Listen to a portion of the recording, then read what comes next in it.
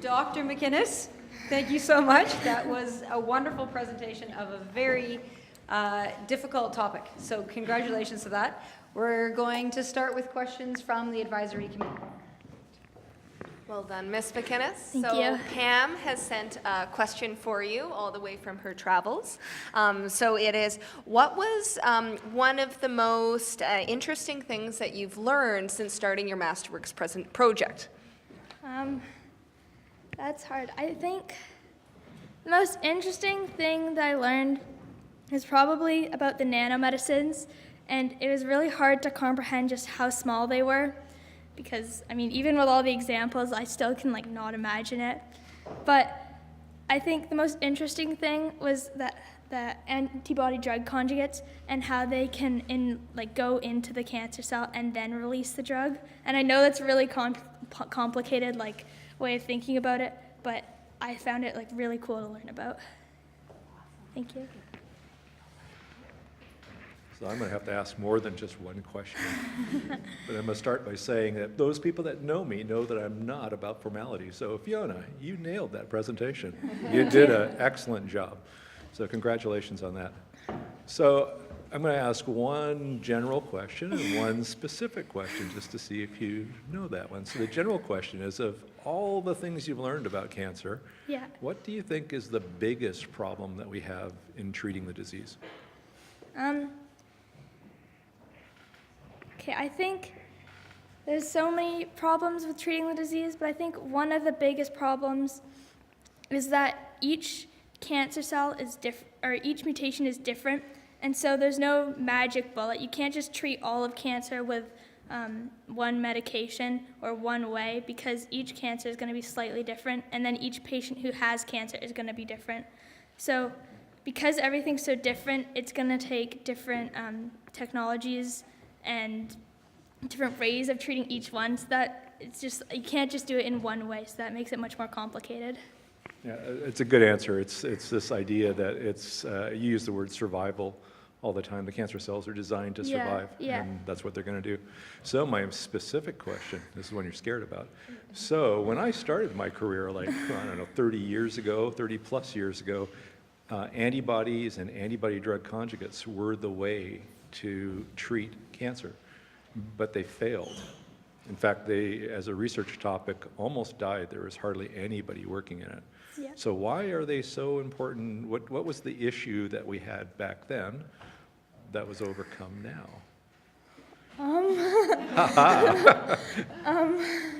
I think... I'll give you a hint. Do you know how the antibodies were developed? Who makes the antibodies?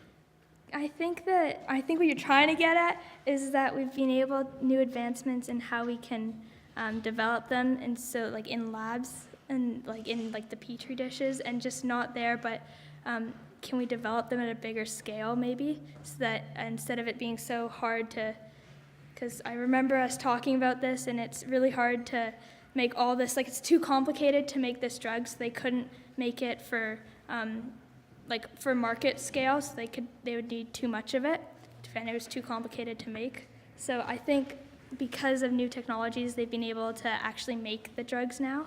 Is that where I'm going? Yeah, no, that is part of the answer. Okay. It's just how do you develop a drug, and you need technology. Yeah. But the source of the antibodies when I first started was from a mouse, and now the antibodies come from human cells. Okay, and that would also make a big difference. What was obvious was that the mouse was foreign when it injected into a human, so it didn't work. Yeah. But now that they have humans, it works. Okay. So it's great. That's perfect. Anyway, well done. Thank you. Ms. McInnes, I really enjoyed your personification of the cancer cells as little monsters. I think that brought it all home. Grade 6s, do you study in science cells and how they work? Yeah. So did you understand some of what Ms. McInnes was saying? Grade 9s? Grade 9s. You study it again, you're doing cells and more genetics? Did you follow? So my question actually to you, Ms. McInnes, was how well prepared were you to take this on from your previous science classes, or had you looked at this kind of thing over and above your science classes before you started? Really, before I started, the only knowledge I had of this was that one tour I got at some UBC labs when I was at the science fair. So other than that, I knew only what I learned in class.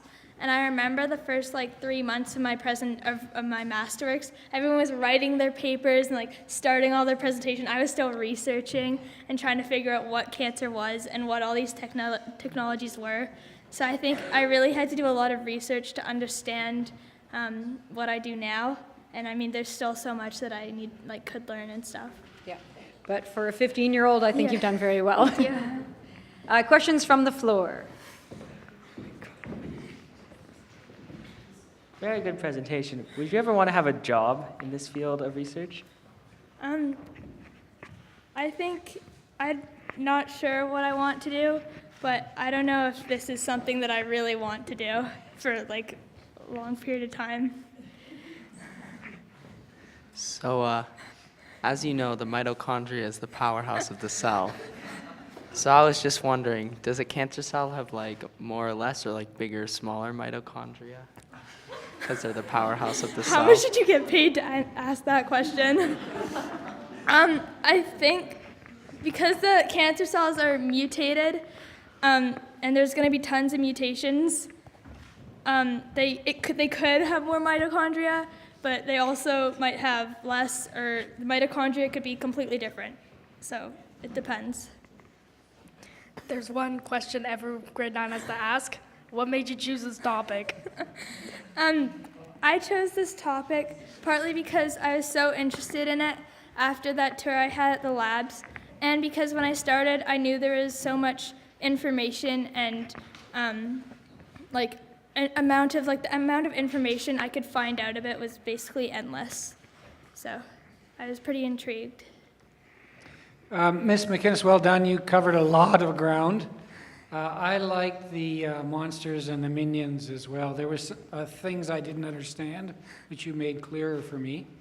If you're not going to end up, being a doctor, then you could end up being a teacher, perhaps. I'm not sure if this is outside the scope of your Masterworks, and if it is, you just tell me that. But my question is cancer rates sort of equal all around the world, or are there some places where people get more cancer and less cancer, or is there a place on the earth where people don't actually get cancer? Okay, well, I know a little bit. I can answer part of your question. So most of the money, because a lot of money is spent on cancer research, cancer treatments. It's actually a pretty big business. But most of the money is spent in the Western world, so Europe and North America. But there are just as high, if not higher, rates of cancer in places who don't have the access to these new technologies. And so there's actually people trying to go to these people who won't have the access to these medicines that we have here. And so they'll go there and try and bring the medicine and cancer research that they have. But I don't think there's anywhere in the world that doesn't have cancer, because there's causes to getting the mutations. There's things like if you get too much sun, you're more likely to get cancer. But I don't think there's anywhere in the world that does not have cancer.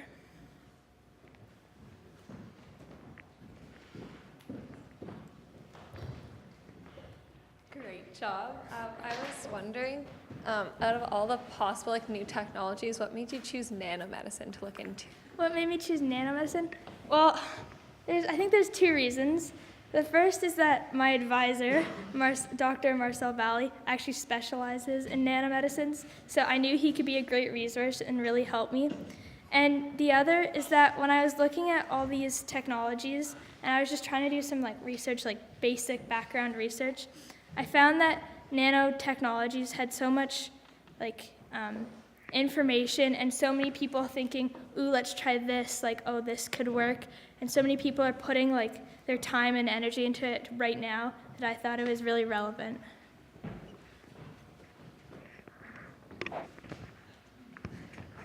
More questions over here? Well, if a cancer cell were to grow, could it make the body overheat? I don't think so. Although there could be symptoms of cancer that make you like really hot, I don't think the actual cancer could directly make you overheat.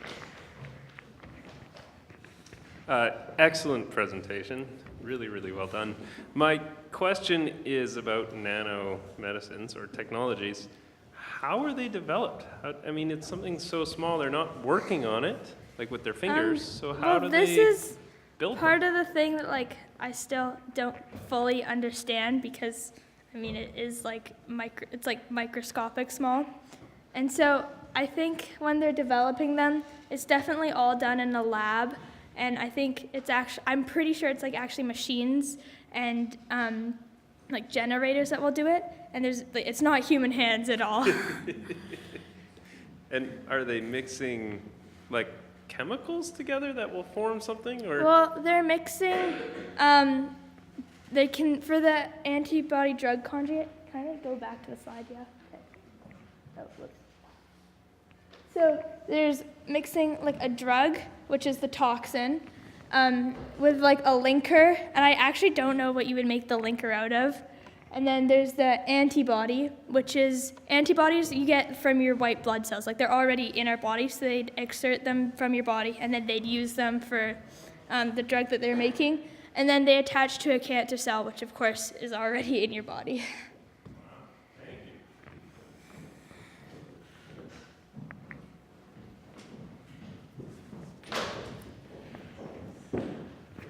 Thank you very much. What an informative presentation, Ms. McInnes. My question is, you started your presentation off and we all raised our hands, it seemed, from my perspective, when you asked us about the pervasiveness of cancer in our lives. Yeah. And I wonder, now that you've conducted your investigation and study and worked with professionals in the field, are you left with a feeling that cancer is defeatable? Can we defeat cancer? Can it be cured, so to speak? Are you left as well with a feeling that progress is being made? How are you feeling personally about cancer research? And I think like in cases of breast cancer, because there's been so much research put into it, you have a pretty high like chance of surviving if you're diagnosed with it.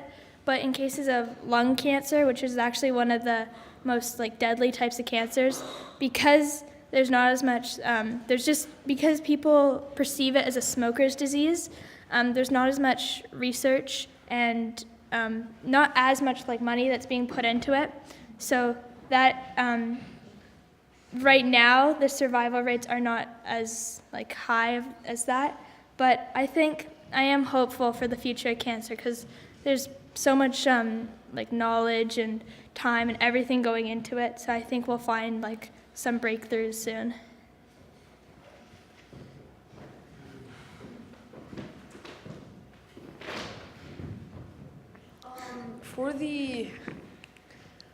For like when cancer develops and the tumors start growing, Yeah.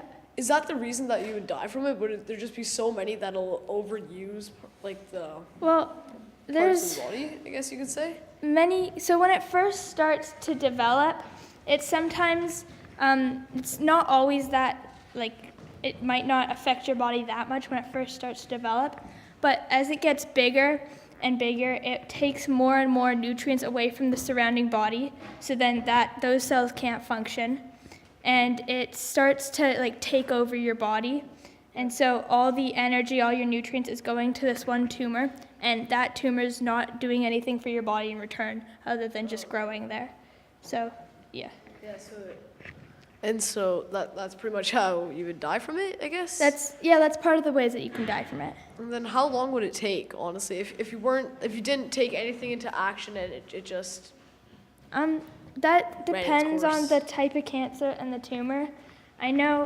I think some cancers are like you don't have any symptoms and then suddenly you can be diagnosed with like a later stage of cancer, and that can happen like even within a month. But then other types of cancers, you can start now if you're just like our age, like out in the sun every day, and say you don't wear sunscreen or something, and then when you're older, like when you're 50 or something, because the cancer cells have been developing for so long, then when you're much older than our age, like our parents' age, then you'll start to, then you could be diagnosed with cancer then, because it's been growing for a long time. Very well done, Ms. McInnes. Thank you. My goodness, that was impressive. A lot of information there. My question to you and your advisors, I suppose. You said cancer is most dangerous when it goes unrecognized in the body and that there are actually cancer cells in our bodies all the time. Is there a treatment option, or maybe there's hope in the future for inventing such a thing, of flagging those cancer cells somehow so that your white blood cells in your own body's immune system can target them and dispose of them? I think that I'm sure there are being like technologies where they're trying to just detect the cancer cells, so that maybe they take like a blood test and they see even if there's like a single or a few cancer cells in that blood test, and then it would be so early on that they would most likely be able to really easily cure it. I don't know.